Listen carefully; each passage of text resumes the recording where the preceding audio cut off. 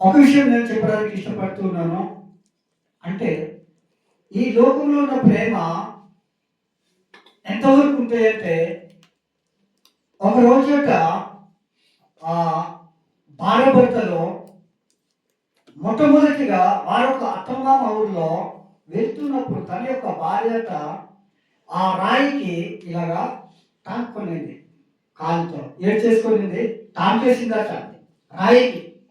అప్పుడు ఆయనట పరిగెత్తుకొని వెళ్ళి, అయ్యో నా భార్య ఆ రాయిలో ఉద్దేశించుకుంది, రక్తం వస్తుందని గబగబా వెళ్ళేసి ఆమెకి ఎంతో ప్రేమగా చూసుకున్నాడు. అలాగే కొన్ని రోజుల తర్వాత, ఒక నెల, 2 నెలలు, 3 నెలల తర్వాత మరలాట వారొక అత్తమామ ఊరికి వెళ్ళడానికి రెడీగా ఉన్నారు, వెళ్తూ ఉన్నారట.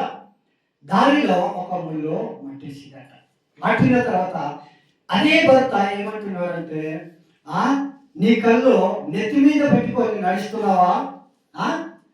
ముళ్ళు ఉందని నీకు తెలియదా?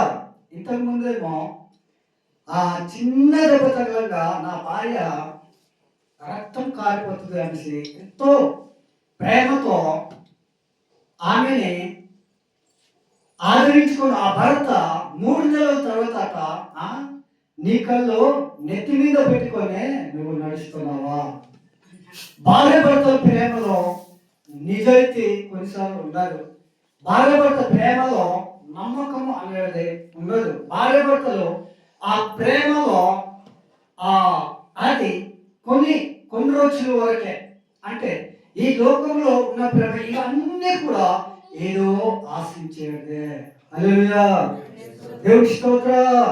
ప్రియులారా, యేసుక్రీస్తు ప్రభువారు చెప్పబడుతున్న రీతిగా మనము దేవుణ్ణి ప్రేమిస్తున్నామా అంటే లేదు. ఆయన మనకి తన ప్రాణాన్ని ఇచ్చాడు, తన ప్రాణాన్ని మన కొరకు అర్పించాడు. కానీ మనము ఆయన్ని ఇష్టపడము. ఎందుకు ఇష్టపడము అంటే, మనం ఎక్కువగా చెడుని ఇష్టపడతాం. దేన్ని ఇష్టపడతాం? చెడుని ఎక్కువగా ఇష్టపడతాం. అంటే మనకి పనికి రాని దాన్ని, మనకి ఉపయోగపడని దానిని మనము ఎక్కువగా ఇష్టపడతాం. అంటే అందులో మనిషి తెలుసుకున్న విషయం ఏంటంటే, మానవుడు తెలుసుకున్న ఆ విషయం ఏంటంటే, దేవుడు ఒక వాక్యం చెప్పబడుతున్న రీతిగా మొదటి రాసిన యోహాను పత్రిక మనము అందరికి తీద్దాము. ఒకసారి 4వ అధ్యాయము 10వ వచనము మనము చదువుకుందాం. ప్రియులారా, మనము దేవుణ్ణి ప్రేమించడము కాదు కానీ ఆయన మనల్ని ప్రేమించాడు. అవును కాదా? మనము ఏ పరిస్థితుల్లో మనల్ని ప్రేమించాడు ఒకసారి ఆలోచన చేయండి. మనం రకరకాల వేషధారుల వల్లే ఉన్న మనల్ని ఆయన తన రక్తాన్ని ఇచ్చి మనల్ని ఏం చేసుకున్నారు? కొనుక్కున్నారు. కొనుక్కోవాలంటే ప్రియులారా, మనము ఏ వస్తువైనా కొనుక్కోవాలంటే, కొన్ని ఖరీదైన వస్తువు కొనుక్కోవాలంటే కొన్ని లక్షల్లో ఉండాలి. అవును కాదా? అలాగే ఆయన మనల్ని ఉచితంగా ఆయన కొనుక్కున్నాడు. అంటే ఆయన మనల్ని తన యొక్క ప్రేమ మనకి ఉచితంగానే ఏం చేశాడు? దారాలను చేశాడు. ఒకసారి చదువుదాం. మనము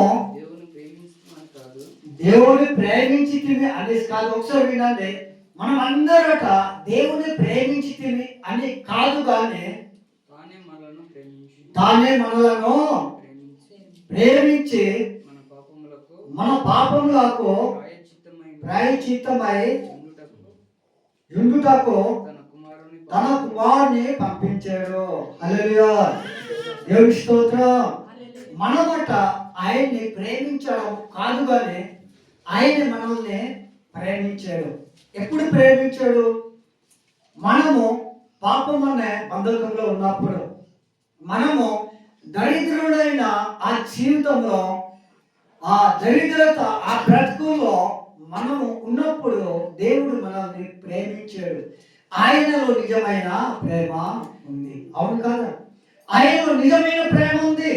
ఆయన ఎటువంటి నిన్ను ఆస్తుపాస్తులు నీ అందచందాలు ఆయన కోరుకోలేడు.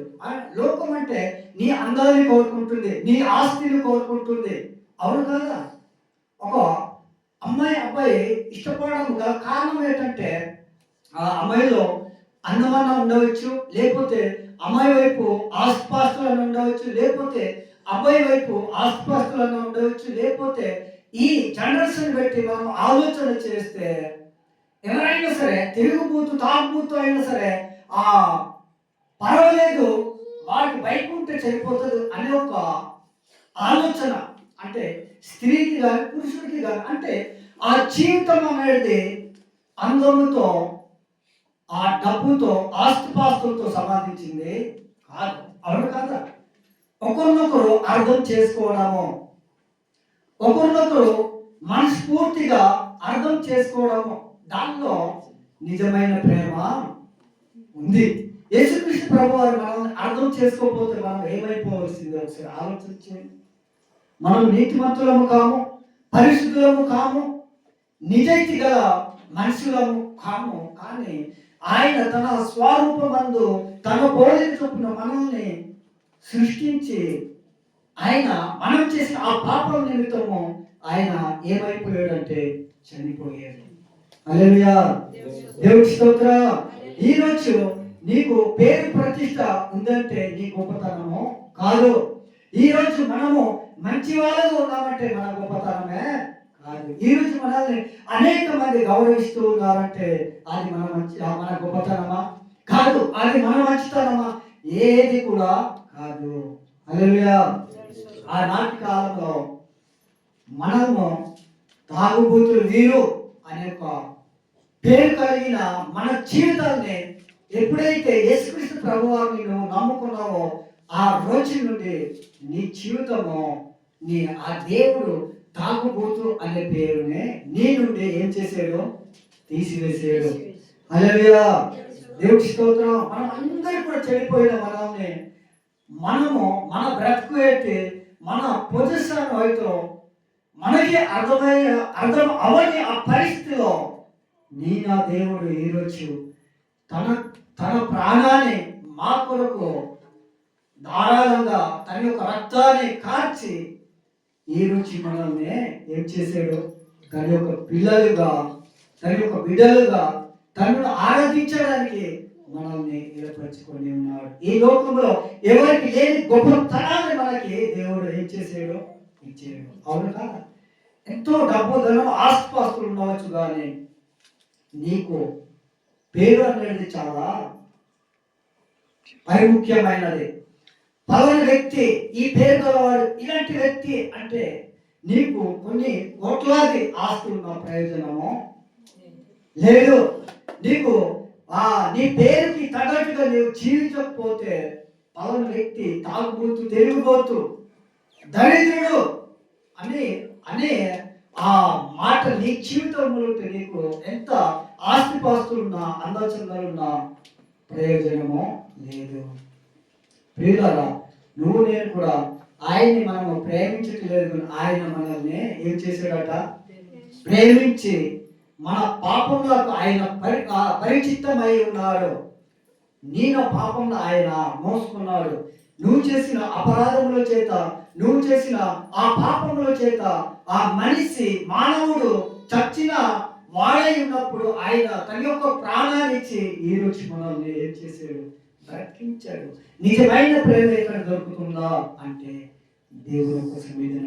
నిజమైన ప్రేమ ఎక్కడ ఉందా అంటే యేసుక్రీస్తు ప్రభు వారిలో నిజమైన ప్రేమ ఉంది. అందుకోసం మాట్లాడు ఒక భక్తుడితో అంటున్నాడు, శాశ్వతమైన ప్రేమతో నేను నిన్ను ప్రేమించుచున్నాను. దేవుని సన్నిధానంలో దేవుని ప్రేమ మాత్రము శాశ్వతమైనదట. ఎవరి ప్రేమ శాశ్వతమైనది చెప్పండి? దేవుని ప్రేమ. ఈ లోకంలో నువ్వు ఒక అబ్బాయికి నువ్వు ప్రేమించేటప్పుడు ఆ అబ్బాయి నీ మాటకి ఆ వినని ఏడల, లేకపోతే లోబడని ఉండని ఏడల ఆయన నీ మీద ఏం చేసుకుంటాడు? అసహించుకుంటాడు. నువ్వు ఆయన మీద అసహించుకుంటావు అంటే ఆయనలో ఈ లోకంలో నిజమైన ప్రేమ అనేది లేదు. అంటే దేవుడు అట మనల్ని తన యొక్క శాశ్వతమైన ప్రేమతో మనల్ని ప్రేమిస్తున్నాడు. తన యొక్క శాశ్వతమైన ప్రేమ అంటే ప్రియులారా, లోకంలో ఉన్న ప్రేమ శాశ్వతమైనది కాదు అనేసి మీకు మొట్టమొదటిగా చెప్పాను. యేసుక్రీస్తు ప్రభువారిలో ఉన్న ప్రేమ అది శాశ్వతమైనది. అందులో మోసం అనేది లేదు. అందులో జీవపు డంబంతో కూడినది కాదు. అందులో స్రోతంతో కూడినది కాదు. అందులో కోపం అనేది లేదు. అంటే యేసయ్య ప్రేమ అలాంటి ప్రేమతో మనల్ని ఏం చేసాడంటే ప్రేమించి ఉన్నాడు. ఈ రోజు మనం అందరూ సజీవుల లెక్కలో ఉన్నామంటే ఆయన ఒక ప్రేమ నీ పట్ల ఉంది. ఆయన ఆ నిన్ను నన్ను ఇన్ని దినముల వరకు తన ప్రేమ చేత కాపాడుతూ వస్తున్నట్టు గల కారణం ఏదో ఒక రోజు నన్ను కూడా ప్రేమిస్తావేమో, ఏదో ఒక రోజు నా మాట కూడా నువ్వు వింటావేమో. అంటే దేవుని ప్రేమించడం ఎలా అనేసి నువ్వు ఆలోచిస్తున్నావా? దేవుని మాట వినాలని ఆయన్ని ప్రేమించడము. హల్లెలూయా, దేవుని స్తోత్రం. ఆయన మాట వినడమే, ఆయన ఒక ఆజ్ఞలు, ఆయన ఒక కట్టడలు నీవు అనుసరించి నడుచుకోవడమే ఆయనని నీవు ప్రేమించడం. నువ్వు ప్రేమించడం కాదు కదా, ఆయన మనల్ని ప్రేమిస్తున్నాడు. అలాంటి ప్రేమ గలవాడు ఎవరైనా ఉన్నాడా అంటే ప్రభు అయిన యేసుక్రీస్తు మాత్రము ఆ నిజమైన ప్రేమ గల దేవుడు. నిజమైన శాశ్వతమైన ప్రేమ ఎక్కడ ఉంది అంటే యేసుక్రీస్తు ప్రభు వారు మాత్రమే శాశ్వతమైన ప్రేమకు మనల్ని ప్రేమించాడు. అంటే శాశ్వతమైన ప్రేమ ఆయనలో నువ్వు నేను కూడా చూస్తున్నాం. ఆయన నీ నా కొరకు ఆయన చనిపోవడం కాక ఆయన నీ నా కొరకు మరలా ఆయన పునరుద్ధరణముగా ఆయన తిరిగి లేచాడు. ఎందుకు అంటే ఆయన మనల్ని ప్రేమిస్తూ ఉన్నాడు. ఆయన మనల్ని ప్రేమించాడు కనుక ఈరోజు మనం సజీవులుగా ఉన్నాం. ఆయన మనల్ని ప్రేమించాడు కనుక ఈరోజు మనము మంచి వాళ్ళుగా ఉన్నాము. ఆయన మనల్ని ప్రేమించాడు కనుక ఈరోజు మనము గొప్పవాళ్ళుగా ఉన్నాము. ఆయన మనల్ని ప్రేమించాడు కనుక ఈరోజు మనము అందరూ కూడా ఒక చోటున కూడుకొని ఆయన ఒక ప్రేమను బట్టి మనం ఆయనే ఆరాధిస్తున్నాము. ప్రియులారా, మొట్టమొదటిగా మీరు నేర్చుకున్న పాఠం ఏంటంటే లోకంలో శాశ్వతమైన ప్రేమ కాదు. ఈ రోజు మనం అందరూ కూడా కలిసి ఉన్నాము. ఒక మాట మన నుండి చెడుగా మాట్లాడుకుంటే మనము విడిపోతాం, దూరం అయిపోతాం. ఇందులో నిజమైన ప్రేమ ఉందా? భార్యాభర్త జీవితంలో నిజమైన ప్రేమ ఉండదు. కుటుంబం జీవితంలో నిజమైన ప్రేమ ఉండదు. అంటే తల్లిదండ్రుల జీవితంలో నిజమైన ప్రేమ ఉండదు. ఎందుకంటే అది జీవపు డంబంతో కూడినది, అహంకారంతో కూడినది, గర్వంతో కూడినది.